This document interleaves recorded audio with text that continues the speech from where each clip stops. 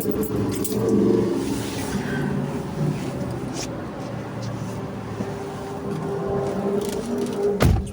a song, popular song by Tupac Shakur, I mean, and it's titled "Only God Can Judge Me."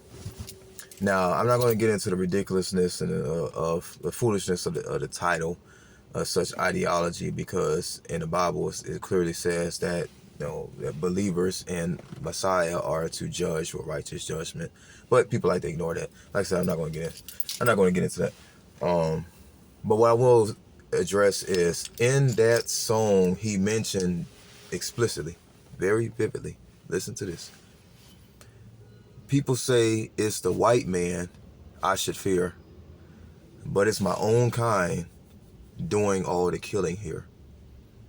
What's going on, everybody? My name is Christopher Agason, Sola Scriptura. I'm back with another video. So there has been another shooting and murder of a popular rapper. I was watching a video about Officer Tatum recently. It said this is the 7th shooting. This is the 7th rapper to die this year.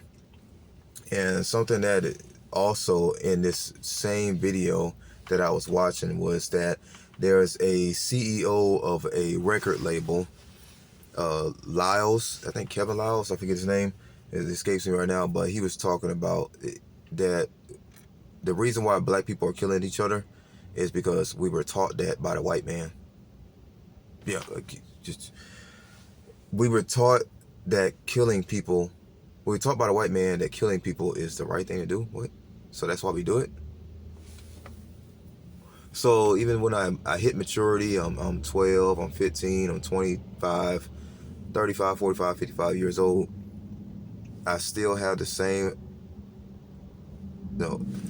everybody still has the same belief that this is right, that this is morally right, that this is spiritually right, that this is emotionally a right thing to do, physically, financially, whatever. That's the stupidity of a lot of people in this community, in the black community, who believe that who have that disconnect and lack of accountability, and always want to blame the white man for this and the white man for that. The white man is corrupting our schools. The white man is incarcerating. The white man is killing us. The white man is teaching us to kill each other. That's the foolishness of such people who lack accountability and just want to project. Never want to take it like, wait a minute, let me look at myself. Let me turn the mirror around. Let me look at myself and So, and the reason why I bring this up is because, as was alluded to, being another rapper was killed, was that Takeoff of the Migos was recently murdered, was gunned down at a dice game that he was not even directly involved in. He was just pretty much an innocent bystander, mind his own business, kind of like what Mama says about me when I was a baby, is that I would just mind my own business and go off in the corner and play with my toys. So he was pretty much kind of like the same thing. According to eyewitness statements, once they come out, I would assume that's what they're all going to say. What I've already been hearing, and the whole ordeal started with an argument when Quavo, also of the Migos, his cousin of the group, was losing in a dice game. I think it was over $7 grand. What was previous reports, or the earliest reports say he lost $7 grand. This is a multi-millionaire rap group, multi-millionaire rappers. He's losing $7 grand. It's like $7 to them. If I was losing $7 grand, yeah, I probably might want to fight, but I get mad. But this is like $7.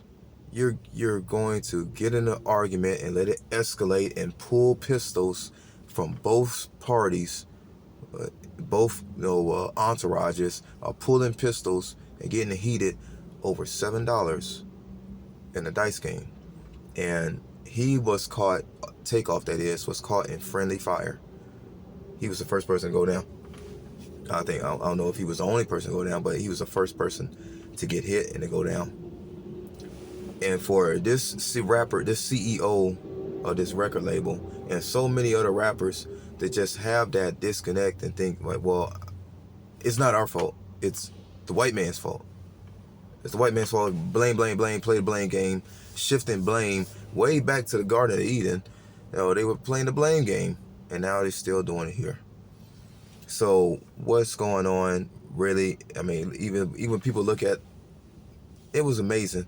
I think about, and I've pointed this out many times in my earliest videos from way back, some 2 years now. My channel is 2 years old now. As of Reformation Day, a few days ago that passed. So many years ago, probably a year and a half ago or so more, is I was pointing out the supreme degradation, the decline in morality of music. Music was once fun, loving. It was going way back to the Negro spirituals of the late 19th century, and even the age of, which is antebellum and Jim Crow and all that, was Negro spirituals, praise and worship music, worshiping and praising, and the Christian formatted music. And then eventually came into jazz, upbeat, people having fun, and going to those speakeasies, in New England and New York, Harlem, and doing their thing, having fun, listening to the music. And then eventually, I know I'm skipping some stuff, but if I could post that link to that oldest video, if I could find it. And then there came rock music, and there was Elvis, and then there came the Beatles, and that was really tame. But there was such an uproar about what Elvis was doing and his hip gyrations. Compare that to now, with Megan Thee Stallion and Cardi B performing a WAP song on stage at an awards show. And what we see on a regular basis, hopefully not, what is projected on a regular basis in their videos. I remember the video from Mystical.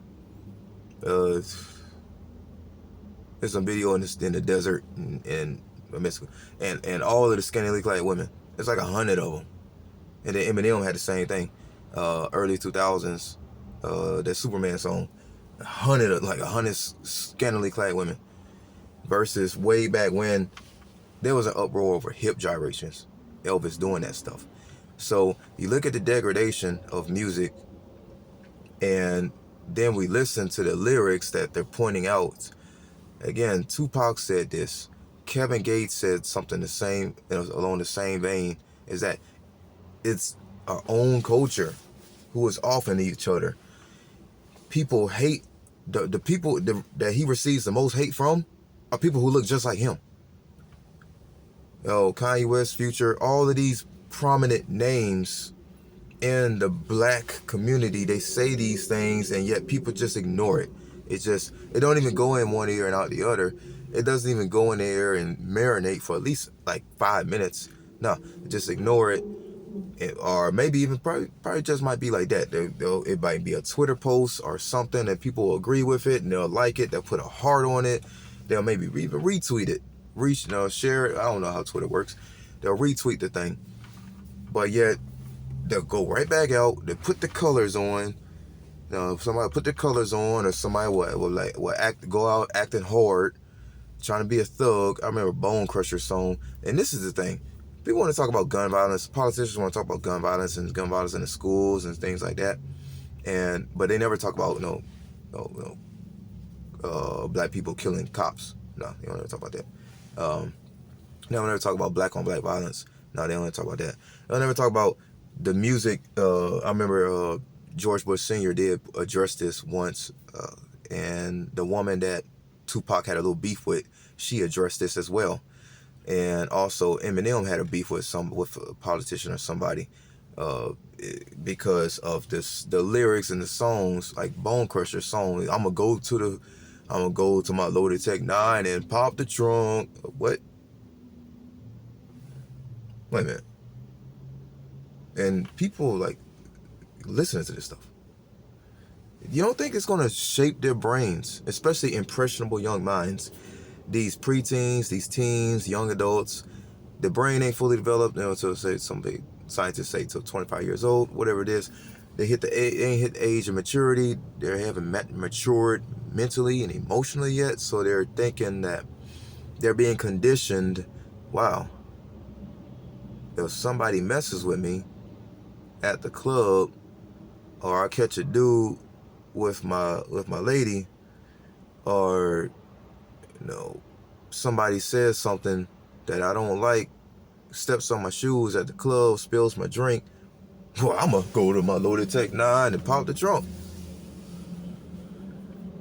So it's just interesting that I don't know if it follows with freedom of speech. I guess it does, because it hasn't been really tackled by politicians. Hell, even our president, Sleepy Creepy Joe, is endorsing this type of stuff. Obama endorsed this type of stuff. You look at LeBron, who's crying foul because the word ninja is being posted, or people using the word ninja all the time in Twitter now. They're tweeting at that word. It's just like trolls. But wait a minute, the music that you've been listening to, there's videos, proof of this, as well as the music that these pro athletes be listening to, and their pregame playlists is full of that word. So, so I don't even know. Tell me, I don't know Takeoff's faith. I don't know if it's profession of faith, but I do pray that I just send this prayer, is that I do pray that he will find some solace, some peace in the afterlife. That is, if he was a follower of Messiah, prayerfully considered he was, and that this will be like a wake-up call. It's interesting. I saw a man on the street. I'm gonna leave with this. Like the very next day after that was reported, the same day or next day, is I was on a busy street corner in Northeast Atlanta, in a busy intersection, and I was about to cross over the road, and I don't know what I was doing. I was probably on my way to the gym or something. What I usually do. And there was a man, a young fella with locks, and he was waving around a Black Lives Matter flag. Where are they? You haven't heard a lick from Al Sharpton, J.C. Jackson, Colin Kaepernick. Not even LeBron said anything. I'm pretty sure he listens to Migos often. All of these people who are about social injustice and racial injustice and police brutality and such and such and such, but they didn't say anything about this, and they never say anything about this. No politician still to this day has addressed this. Like, man, there's so many rappers. Why are there so many rappers? There's so many rappers being taken out. Why is it? Black on black crime, Chicago, Illinois, Chicago, Baltimore, St. Louis, Atlanta, New Orleans especially, Memphis. Why ain't anybody talking about that? What? Okay.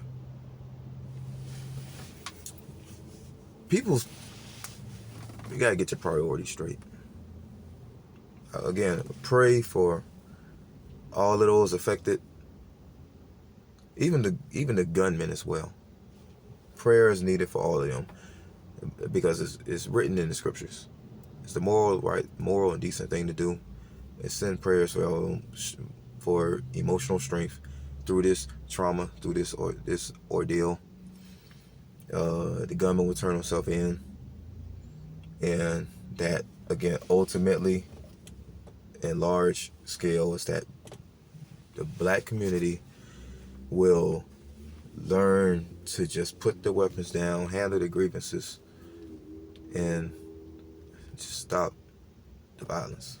Stop killing each other, because the only person to blame is ourselves. Until next time.